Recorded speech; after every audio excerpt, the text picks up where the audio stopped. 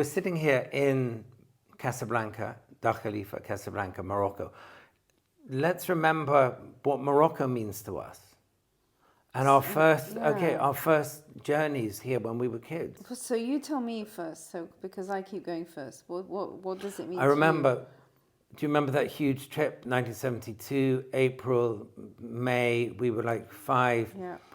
Sarah was 7. I remember hippies, and I remember our mother saying, darling, those are hippies.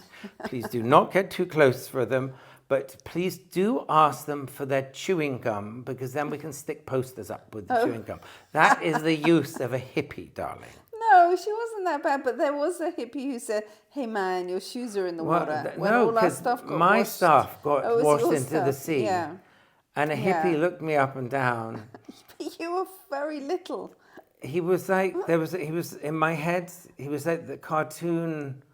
Is there a hippie cartoon rabbit? Yes, there is. Oh, yes. From Magic Roundabout. Yes, Dylan. An English Is it Dylan? Is it Dylan. Maybe. It's a French cartoon, but we thought it was English. Yeah. And he was like that. He said, hey man, your shoes in the water. I was 5 years old. And strangely, as kids, particularly in Morocco, our shoes were clogs. Yes, they were clogs. We wore clogs. They were clogs. Other kids didn't wear clogs. Yeah. We only wore clogs. We didn't really know what other children did a lot of the time because we were too busy being ourselves. We had a strange upbringing that way. But the Moroccan trip was quite brilliant in a number of ways. Firstly, it was with our mother, Syra, Yumi, and someone, our family friend driving us. And that was quite a brave thing for Mummy to do with just us, I think. And we went right down to the Sahara. Yeah, absolutely. In that car, we broke the window. No, Syra broke the window by smashing the door. So the poor gardener, Jamie, had to sleep in the car every night. And so that seemed a bit cruel, but we couldn't get money wired to us, so we ran out of money, and Mummy said, "Kids, we're going to eat pasta." And we were so excited. She said, we're going to eat a lot of pasta, a lot of spaghetti. And we wanted spaghetti. And then after about a month of eating spaghetti, we started to shuffle a bit. And finally, the money came through. And then 72, Morocco was pretty much still off the beaten track, except for hippies who were chewing gum. Very different.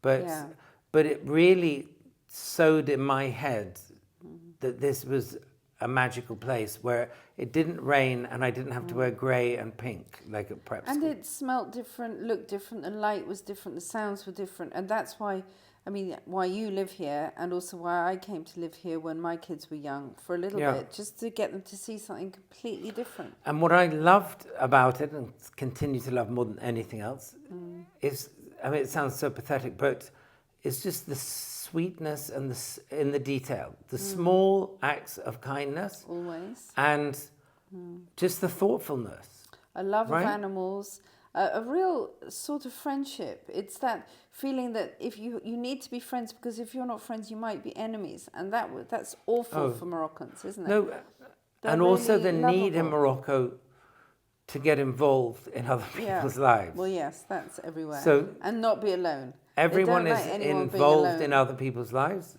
No one here could ever eat alone because life is a communal event, you know, and I love that. And people are non-confrontational. I have seen what sounded like in any other country would come to blows. You know, maybe it's a car accident, whatever. And I have really never seen a fight. Yeah. Really, in years and years and years. Except sometimes in Ramadan, when the men aren't smoking, just before the afternoon call to prayer. People are grouchy. I've seen people sparring, but no one's got any energy because it's Ramadan. So they go their separate